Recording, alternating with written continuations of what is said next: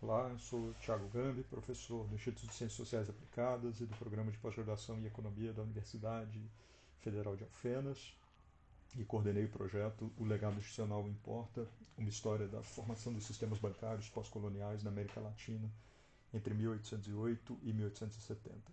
Essa pesquisa foi feita por mim, junto com a professora Yolanda Blasco Martel, da Universidade de Barcelona, e tratou do papel das leis na formação dos bancos emissores, nas antigas metrópoles e colônias ibéricas, Espanha e Portugal, Argentina, Brasil, Chile e México, entre 1808 e 1870. Nós consideramos só bancos emissores, principalmente porque eles expressaram a necessidade de meios de pagamento nessas economias, eles participaram, em certa medida, no financiamento de estados em construção e representaram a criação do dinheiro, né, por instituições privadas no contexto da formação desses estados. Então, nosso objetivo foi apresentar e comparar as leis e as normas que definiram, pelo menos formalmente, a atividade bancária nesses países naquele período. A gente escolheu esses países porque suas leis, né, são baseadas no direito civil, também porque são ex-colônias e ex-metrópoles, o que é interessante para verificar se o mesmo ordenamento jurídico induziu legislação bancária semelhante.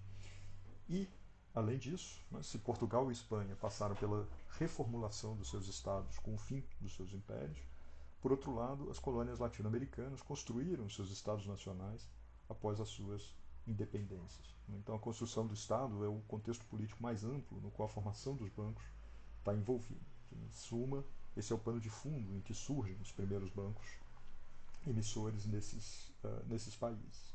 E por que o estudo da origem dos bancos emissores é importante? As teorias do desenvolvimento financeiro apontam a lei, a regulamentação e os seus efeitos de longo prazo como um dos principais determinantes da dinâmica dos mercados financeiros. Ainda que essa relação seja discutível, os estudos sobre bancos dessa região não costumam considerar o aspecto legal. Além disso, o estudo desses primeiros bancos na América Latina ainda precisa ser aprofundado. Né? E há duas abordagens importantes a esse respeito, ou seja, que os mercados financeiros são produtos da lei e da regulamentação. Em poucas palavras, a Law and Finance diz que o sistema jurídico do país define seu desenvolvimento financeiro de longo prazo. Portanto, o cerne dessa proposta é a teoria da origem legal, da origem do sistema legal.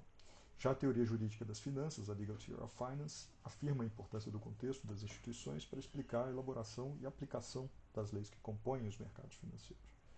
Embora pensada para entender o funcionamento dos mercados financeiros contemporâneos, nós consideramos essa abordagem para pensar o século XIX, porque há aí mais espaço para considerar mudanças decorrentes da interação entre as leis e o contexto, fundamentais para entender a Iberoamérica nesse período. Com base nessas abordagens teóricas, analisamos então as leis e os regulamentos relacionados à atividade bancária, a fim de apresentar, comparar e entender melhor as origens dos bancos emissores na região.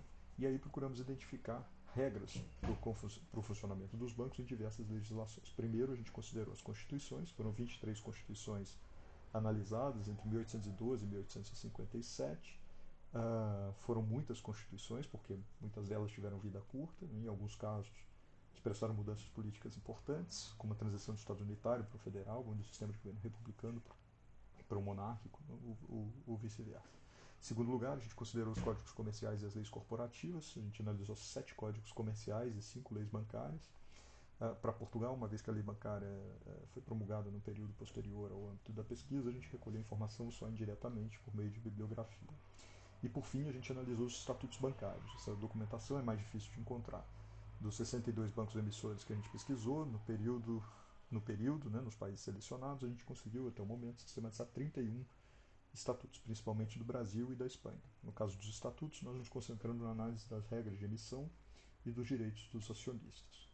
Com resultados, a gente destaca que a maioria dos bancos emissores iniciou suas operações após a sanção dos seus estatutos pelo Estado, né?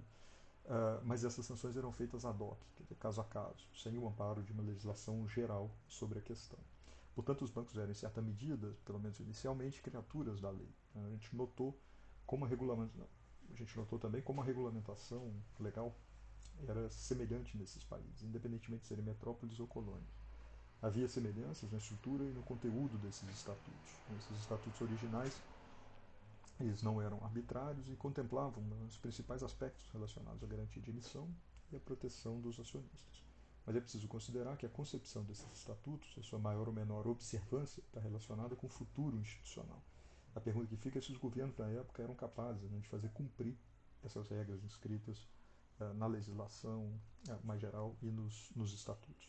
A gente também não entrou nos fortes vínculos que havia entre os bancos emissores e o Estado, mas esses vínculos devem, sem dúvida, ser levados em consideração quando se analisa mais detalhadamente a autorização dos estatutos pelos governos e o funcionamento efetivo desses bancos emissores. Mas essas são questões para futuras pesquisas.